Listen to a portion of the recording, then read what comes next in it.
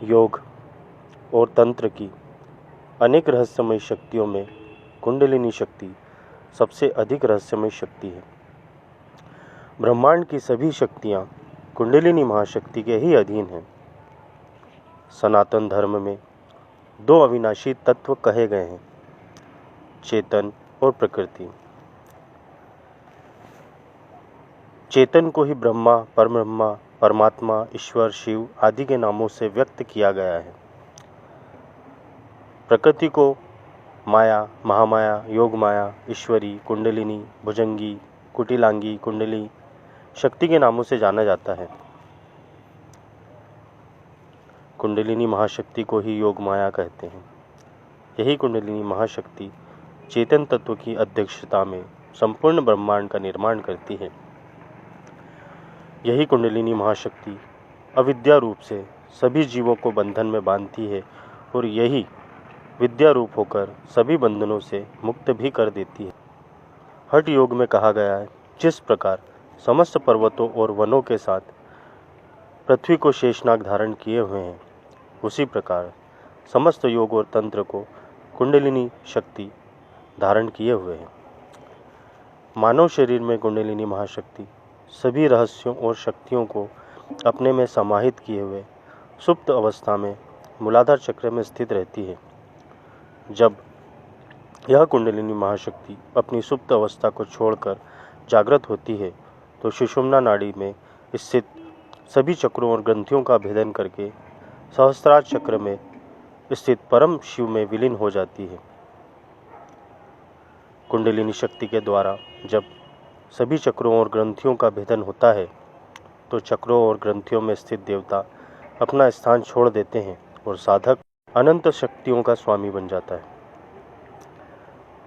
जब तक कुंडलिनी शक्ति का जागरण नहीं होता तब तक चक्रों पर पूर्ण रूप से अधिकार प्राप्त नहीं होता। केवल चक्रों पर ध्यान करने से चक्रों की ही आंशिक शक्तियों का लाभ ही मिल पाता है। हालांकि चक्रों पर निरंतर ध्यान करने से कुंडलिनी शक्ति का जागरण हो जाता है और कुंडलिनी शक्ति के जागरण के पश्चात चक्रों पर पूर्ण अधिकार प्राप्त हो जाता है। योग और तंत्र की सभी साधनाओं का मूल उद्देश्य कुंडलिनी शक्ति को जागृत करना ही है। योग और तंत्र की बहुत सी साधनाएं ऐसी हैं जो कुंडलिनी शक्ति को शीघ्र ही जागृत करने में सहायक हैं।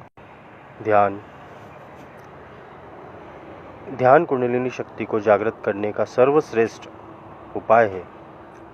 इसलिए योग और तंत्र में अनेक ध्यान की विधियों का वर्णन किया गया है। ध्यान से मन शीघ्र स्थिर होने लगता है और मन के पूर्ण रूप से स्थिर हो जाने पर ही कुंडलिनी शक्ति का जागरण होता है। ध्यान के बाद प्राणायाम कुंडलिनी शक्ति को जागृत करने का उत्तम उपाय है। प्राणायाम से प्राणवायु स्थिर होने लगती है और प्राणवायु के स्थिर होने पर मन भी स्थिर हो जाता है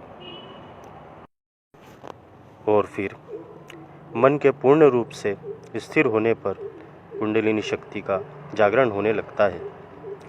योग में साधकों के कल्याण के लिए प्राणायाम की अनेक विधियों का वर्णन किया गया है। योग और तंत्र में अनेक योग मुद्राओं का वर्णन किया गया है। इनमें से कुछ मुद्राएं जो ध्यान पर आधारित हैं, जैसे सांभवी मुद्रा, उन्मनी मुद्रा, योनि मुद्रा आदि, शीघ्र कुंडलिनी शक्ति को जागृत करने में सहायक है। नाद योग भी कुंडलिनी शक्ति को जागृत करने का उत्तम उपाय है। जो साधक कम बुद्धिमान हैं या जिनका चित्त अधिक चलायमान है, उनके लिए नाद योग का अभ्यास श्रेष्ठ है। ऋग्वेद में वाग्देवी कुंडलिनी शक्ति स्वयं घोषित करती है कि मैं जिसे चाहती हूँ उसे महान, शक्तिशाली, संत, ऋषि और ब्रह्मा बना देती हूँ। कुंडलिनी शक्ति के जागरण होने पर साधक आत्मज्ञानी हो जाता है। साधक के लिए संसार में कुछ भी असंभव नहीं रह जाता। भूत, भविष्य, वर्तमान तथा कारण सहित सब पदार्थों का ज्ञान हो जाता है। अष्ट सिद्धियाँ सहित सभी सिद्धियों की प्राप्ति साधक को हो जाती हैं। साधक अनंत शक्तियों का स्वामी बन जाता है। यह वीडियो आपको कैसा लगा हमें कमेंट्स बॉक्स में ज़रूर बताएं। आने वाले वीडियो देखने के लिए हमारा चैनल ज़रूर सब्सक्राइब करें, जो कि बिल्कुल फ्री है। आने वाले वीडियो में हम आपको कुंडली जागृत कैसे होती है और जागृत होती है तो उसका अनुभव क्या होता है, शक्तिपात क्या है, नाद योग क्या है, योनि मुद्रा क्या है और कुंडली जागरण से जुड़ी हुई कई जानकारी आपको बताएंगे।